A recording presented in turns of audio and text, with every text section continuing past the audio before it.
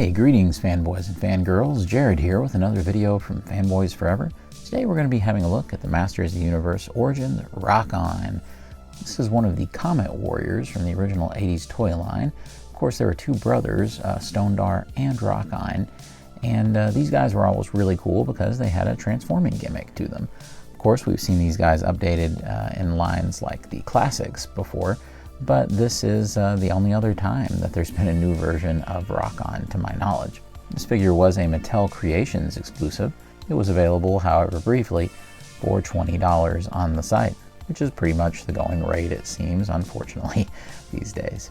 But before we begin, be sure that you're subscribed to the channel, because that really helps us out, and be sure to like the video. With all that out of the way, let's begin. Of course, we should definitely talk about the awesome packaging that they have here.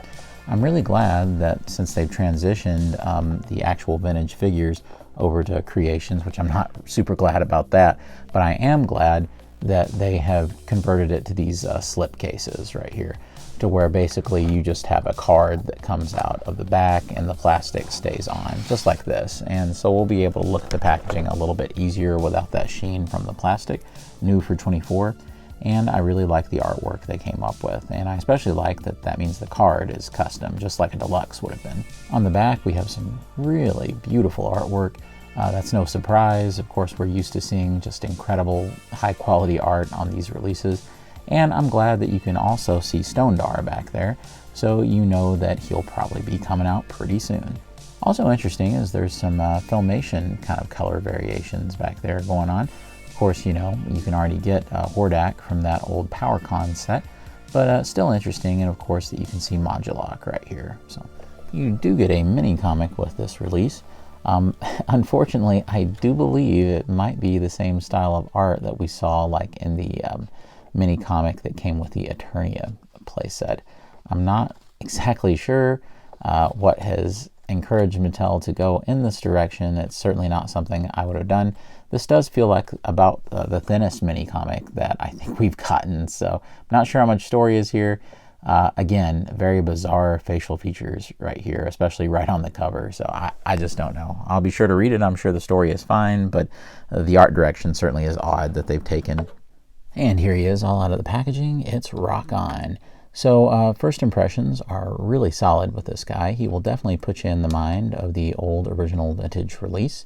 It certainly has all that same charm to it. I think with a release like this, by and large, you really hope that they don't deviate very much from the original, because that is such a fondly remembered toy. And sure enough, I think he looks really good.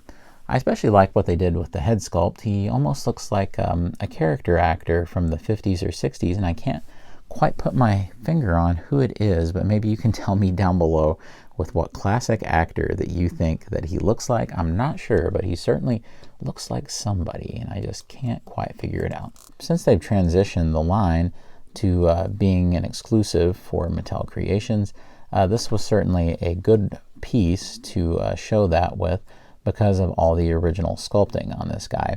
With most Origins figures I review these days, there's tons of, reuse sculpting, and the Turtles line and Filmation lines notwithstanding, because that's the start of, two completely brand new lines that use Origins tooling. But, ROKKON is one of those characters to where, he's pretty much new, because they had to accommodate, all the transformation things and all of that. In terms of sculpted details, like I said, I really like what they did with the face. It does have kind of a smile, kind of a confident look to it, so I think that works really well. I like all the little details on the helmets and little vents and things. Right here on the chest, you can see that he's got the little hoses and tech bits. He's got his belt and the kind of space boots. From the back, you can see that it's all of the comet kind of texture, meteor texture, whatever you want to say, and I think that looks pretty good as well.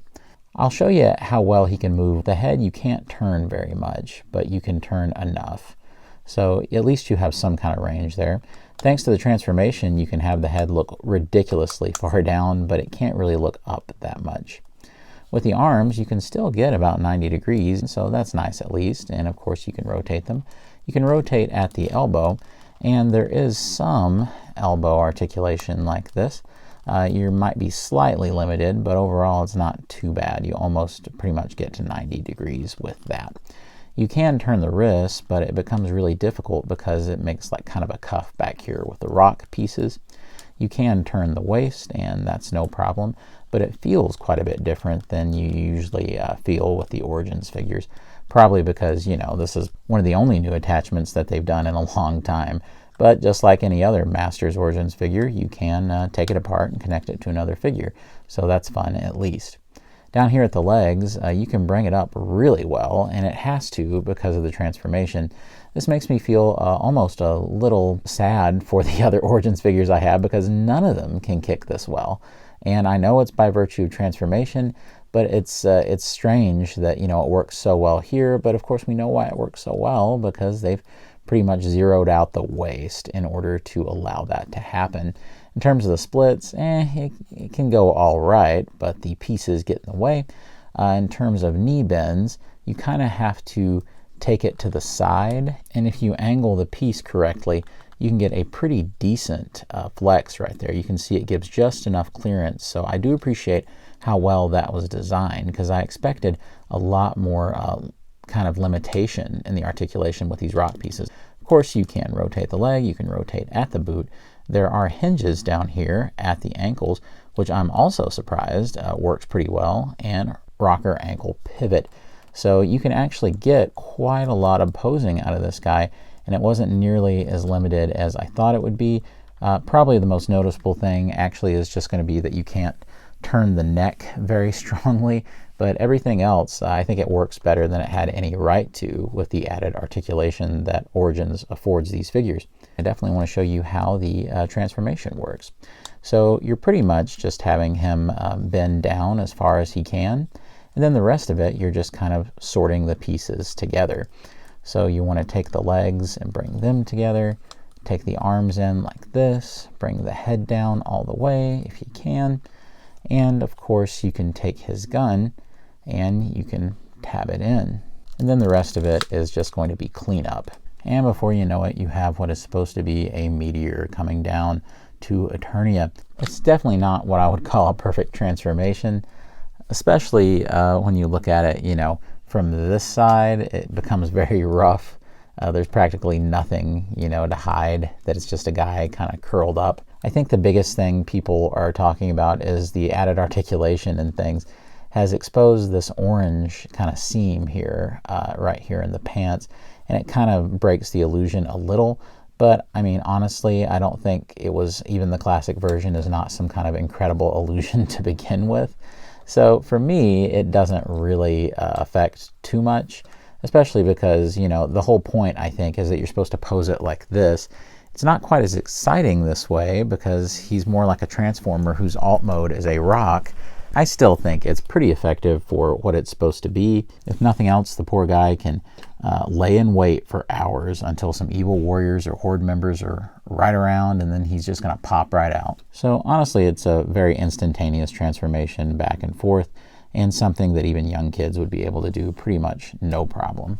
To use the gun in the hand, you do have to kind of angle it down like this so that the rock pieces aren't in the way, and he's able to hold it just traditionally as you would expect. And here he is, all posed up with his good friend MOTU, his faithful companion, which is something I just completely made up.